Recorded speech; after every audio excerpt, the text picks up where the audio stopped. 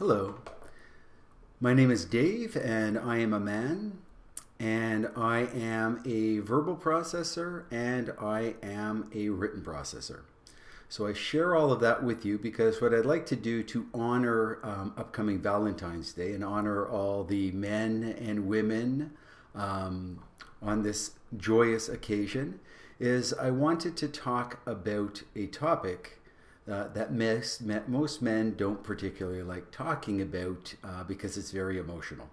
So my topic, what I'd like to talk to you about today is love languages, and more in particular, the book, The Five Love Languages. So, and by the way, I apologize right off the bat because supposedly I am generalizing by saying that most men don't like their emotions or are not connected with their emotions or don't want to speak about emotions, because whenever I say that, I get a lot of women who say they've been brought up not to do that as well. So I apologize. I also apologize because I know that these videos are supposed to be, I think it's like within 2 or 3 minutes. I don't process that quickly. And again, emotions are new for me, so it's taken me a little bit longer. So I'll try and keep it within 7 to 8 minutes as best I can. So for those of you who want to listen on, feel free to. The others, the delete button is the right hand of your computer. So long story short, just to get going, I've gone through a lot of change myself. I wrote a book about it, so we're talking about the five love languages. I wrote a book about a lot of the change that I had gone through. It's called Mondays Don't Have to Suck. I got in a really nasty place. I got stuck in there, and then I was trying to get out. I was trying to learn more about myself. Now, on chapter 22, it's called Finding My Soulmate. So as part of finding my soulmate, I was trying to find my emotions as well, because apparently there's an emotional connection to one's soulmate. So I've got a picture of the five love languages in there. So one of the exercises I went through was trying to figure out which one of the five love languages was mine, and then I was trying to hunch other people's as well. So long story short, I think I talk about it in there, and what I thought was my love language wasn't. I explored it with a bunch of people, including a very beautiful woman, and came out with another cut at what my love language was. And now I don't think that I came out with the right one again. I think I was biased and influenced by a bunch of folks. So what I want to do is explain to you what the top five love languages are. I'm going to explain to you what I've been going through to try and figure this out. For those of you who are looking at becoming more emotionally intelligent, that's the big thing these days. Take it from somebody who was not very emotionally intelligent. Not too long ago, somebody described my emotional intelligence as being the equivalent of a piece of office furniture. So anyhow, I have come quite far from there. It's, I'm sharing a lot of it. It's kind of scary even now, knowing that I'm going to go post this on YouTube and share it with the planet Earth. It's still scary, but I'm getting used to it. I'm starting to learn. I'm starting to be less afraid. I'm starting to be able to connect more with my emotions. So having said all that, I want to tell you my story of the five love languages. I'm hoping it's good that you'll learn from it and take something away. And, if you haven't come up with yours yet, you'll go see if you can figure out what yours is, or at least the first pass at it, because it takes time to go out there and learn it.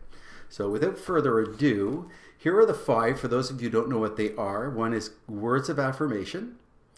Another is acts of service, receiving gifts, quality time, and physical touch. So I just had a session with my life coach, and I just started my own business, and one of my services is coaching and storytelling. I'm just trying to figure out how all these things work myself. I had a call with my life coach, and it came out that I'm a gifter. Supposedly I'm a gifter, like my stories and my coaching, all of that is a gift. So you would think that my love language would be receiving gifts or giving gifts. Yet, you know what? I don't think I ever went down that road yet. So kind of weird. Now, physical touch. Physical touch is one that probably is the one that I'm the least comfortable with, because when I grew up, I didn't see people physically touching each other very well, especially men. So to me, men don't touch other people because that's physical touch, and you don't do that. That's not very manly. Yet when I was, raising my son, we held hands all the time. And now with my daughter, we're always holding hands. I shouldn't tell you any of that because they're getting to the point where they don't want dad to know that. So that's our secret. But yeah, I was holding hands. Physical touch was important to me, yet I never would have thought of doing that with anybody else. Then there is acts of service. So acts of service, I don't know, for some reason that really doesn't float my boat. I know some other people that really is, and for them, an act of service is huge. So sometimes they'll ask me to do something. I don't even want them to do it. I'll let them do it just because I know how important that is, that they're expressing their love to me, which is great too, because I also get my lawn mowed for free sometimes, given this person who's got that one as their act of love. Then there's quality time. So quality time is another important one. As a verbal processor, and one of my top strengths is ideation, I'm kind of all over the place. So quality time's nice to take a break and just focus on a few things and be in the moment or present, as they say. So that's a nice gift as well. But it also reduces my level of creativity. So I like to be all over the place as well. But I certainly do love and appreciate some quality time just to get away from all the craziness and go and do something really different. I think they call that inclusiveness. So if I can include some more quality time with some other folks, I think that's going to serve me well. But what is my words? What are my love languages? In the book, I came up with physical touch as being a huge one. My number one, words of affirmation, was right up there as well, and the quality time. But I think what I'm realizing now is the one that really is the most important to me, it's words of affirmation. Although I love holding hands, and there was a beautiful woman in my life who I met, and I guess I was at the point where I was ready to start holding hands with a woman.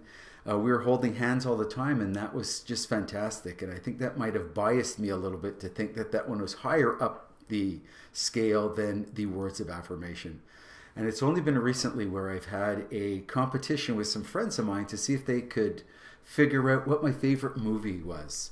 So I've got 1,300 movies in my collection, and I said my top five, if they could guess my top five, I was going to give them a gift.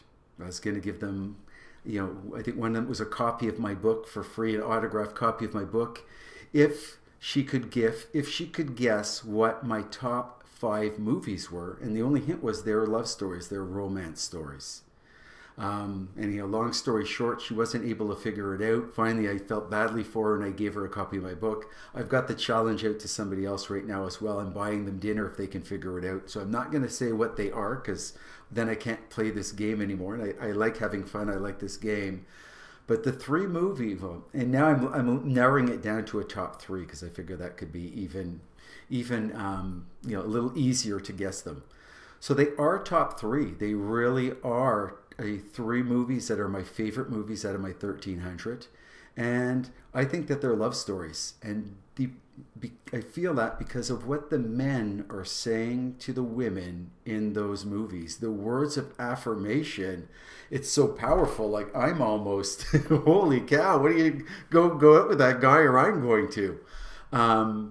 Very powerful, yet at the same time, very masculine.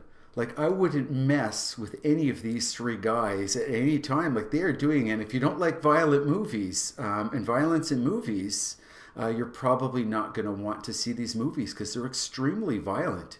These guys are very strong and powerful, which is, part of how I kind of relate to men. But at the same time,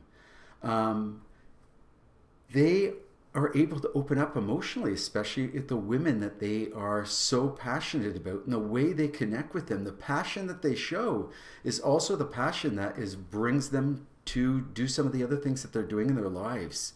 So I think what I'm taking away from all this is my words of affirmation is my number one love language. And it's the passion that comes from those words, that is the thing that really connects me. So there you go. I'm sharing where I am on my love languages for what it's worth on this, coming up on this Valentine's Day. So hopefully I'm going to have an opportunity to share my love languages with some people now that I have a better understanding what they are. Hopefully not let the passion get the better side of me, which sometimes do, and I'm no longer present, but to use it in a way where I can actually use it to connect and express my love for other people, whether it's romantically or otherwise. So I am now at 10 minutes. I'm over the 7. And by the way, a hint is one of my movies has something to do with 007. But that's the only hint I'm giving out. Happy Valentine's Day to all of you, and enjoy your time with your loved ones. Cheers.